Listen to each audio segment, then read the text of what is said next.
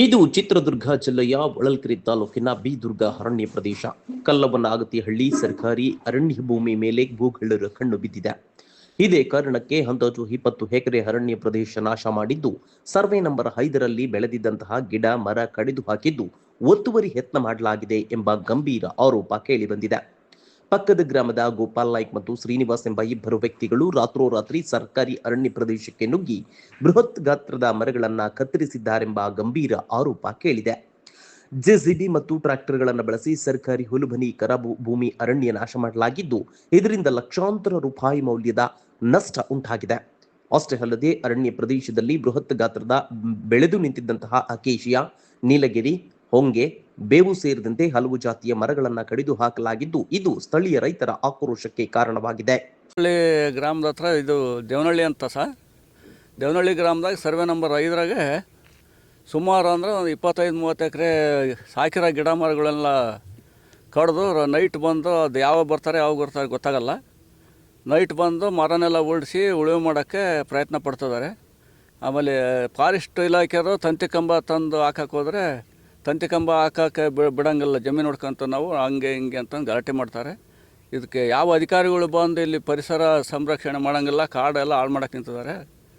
ಇದ್ರ ಬಗ್ಗೆ ಯಾವ ಅಧಿಕಾರಿಗಳಾದರೂ ಕ್ರಮ ತಗೊಂಡಿಲ್ಲ ಅಂತ. ನಮಗೆ ಪರಿಸರ ಉಳಿಬೇಕು, ದನ ಕರ ಮೇಯಕ್ಕೆ ಜಾಗ ಬೇಕು, ಆಮೇಲೆ ಕಾಡು ಪಕ್ಷಿಗಳು ಪ್ರಾಣಿಗಳು ಬದುಕೋಕ್ಕೆ ಒಂದು ಅವಕಾಶ ಮಾಡಿಕೊಡ್ರಿ ಅಂತ ಕೇಳ್ತಾಯಿದ್ವಿ.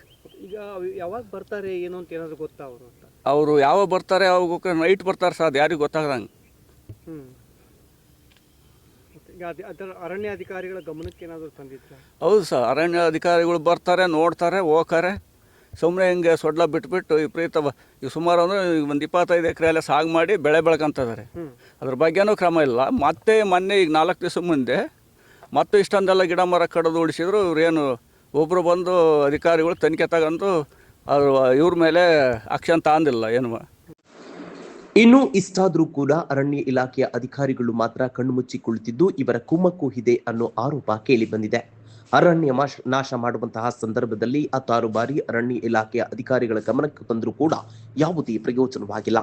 ಇದರಿಂದ ಈಗಾಗಲೇ ಭೂ ಒತ್ತುವರಿದಾರರ ಜೊತೆ ಅರಣ್ಯ ಇಲಾಖೆಯ ಅಧಿಕಾರಿಗಳು ಕೂಡ ಶಾಮೀಲಾಗಿದ್ದಾರೆಂಬ ಗಂಭೀರ ಆರೋಪ ಕೂಡ ಕೇಳಿ ಬಂದಿದೆ. ಸರ್ಕಾರಿ ಅನುದಾನದಲ್ಲಿ ಬೆಳೆದ ನೆಡತೋಪು ಸಂಪೂರ್ಣ ನಾಶವಾಗಿದ್ದು, ಇದಕ್ಕೆ ಫಾರೆಸ್ಟ್ ಇಲಾಖೆಯ ಅಧಿಕಾರಿಗಳ ನಿರ್ಲಕ್ಷ್ಯ ಕೂಡ ಎದ್ದು ಕಾಣುತ್ತಿದೆ. ಅಲ್ಲದೆ ಇದೇ ಅರಣ್ಯ ಪ್ರದೇಶದಲ್ಲಿ ಚಿರತೆ, ಕರಡಿ, ನವಿಲು ಸೇರಿದಂತೆ ಹಲವು ಜಾತಿಯ ಪ್ರಾಣಿ ಪಕ್ಷಿಗಳು ಕೂಡ ಇದ್ದು, ಇವು ನಾಡಿನತ್ತ ಬರುತ್ತಾ ಇವೆ ಅನ್ನುವಂತಹ ಆತಂಕ ರೈತರಲ್ಲಿ ಮನೆ ಮಾಡಿದೆ. ಅಷ್ಟೇ ಅಲ್ಲದೆ ಈ ಕುರಿತು ಚಿತ್ರದುರ್ಗದ ಡಿಎಫ್ಒ ಗೋಪ್ಯಾನ್ ನಾಯ್ಕ್ ಅವರು ಮಾತನಾಡಿ, ಸರ್ಕಾರಿ ಅರಣ್ಯ ನಾಶ ಮಾಡಿರುವುದು ನಮ್ಮ ಗಮನಕ್ಕೆ ಬಂದಿದ್ದು, ಕೂಡಲೇ ಸ್ಥಳಕ್ಕೆ ನಮ್ಮ ಸಿಬ್ಬಂದಿಗಳು ಹೋಗಿ ಪರಿಶೀಲನೆ ಮಾಡಿದ್ದಾರೆ. ಇನ್ನು ಸರ್ಕಾರಿ ಭೂಮಿ ಒತ್ತುವರಿ ಮಾಡುತ್ತಿದ್ದ ಶ್ರೀನಿವಾಸ್, ಗೋಪಾಲ್ ನಾಯ್ಕ್ ಸೇರಿದಂತೆ ಕುಮ್ಮಕ್ಕು ನೀಡಿದ್ದ ಆದಿಶೇಷ್ ಎಂಬುವರ ವಿರುದ್ಧ ಕೂಡ ಪ್ರಕರಣ ದಾಖಲು ಮಾಡಿದ್ದೇವೆ ಎಂದಿದ್ದಾರೆ. ಬೆಳಿಗ್ಗೆ ನನಗೆ ಮಾಹಿತಿ ಬರ್ತದೆ, ಕಲ್ಲವನಗತಿಹಳ್ಳಿ ಗ್ರಾಮಕ್ಕೆ ಸಂಬಂಧಪಟ್ಟಂತೆ ಇದು ಬಿದುರ್ಗ ವ್ಯಾಪ್ತಿನಲ್ಲಿ ಅರಣ್ಯ ಪ್ರದೇಶದಲ್ಲಿ ಒಂದಿಷ್ಟು ಜನ ಕಾಡನ್ನು ಕಡಿದು ಕ್ಲೀನ್ ಮಾಡ್ತಾಯಿದ್ದಾರೆ ಅಂತ ಮಾಹಿತಿ ಸಿಗುತ್ತೆ. ನಾನು ಸಿಬ್ಬಂದಿಗಳನ್ನ ತಕ್ಷಣ ಕಳಿಸ್ಕೊಡ್ತೀನಿ.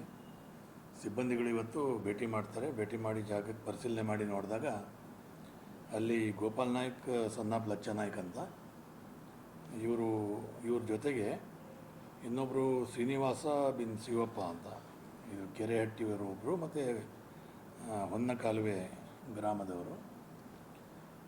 ಇವರು ಗಿಡಗಳನ್ನೆಲ್ಲ ಕಡಿದು ಕಾಡಂತೆ ಇರ್ತಕ್ಕಂಥ ಒಂದು ಜಾಗನ ಕ್ಲೀನ್ ಮಾಡ್ತಿದ್ದಾರೆ ಅನ್ನೋದು ಕಂಡು ಬರುತ್ತೆ.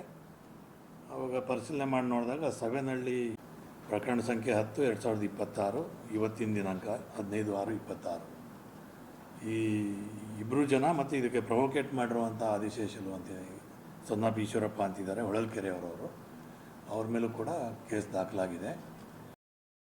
ಒಟ್ಟಾರೆ ಅರಣ್ಯ ಇಲಾಖೆಯ ಅಧಿಕಾರಿಗಳ ನಿರ್ಲಕ್ಷ್ಯಕ್ಕೆ 16 ಎಕರೆ ಭೂಮಿ ನಾಶವಾಗಿದ್ದು, ಸರ್ಕಾರದ ಲಕ್ಷಾಂತರ ರೂಪಾಯಿ ಅನುದಾನ ನೀರಲ್ಲಿ ಹೋಮ ಮಾಡಿದಂತಾಗಿದೆ.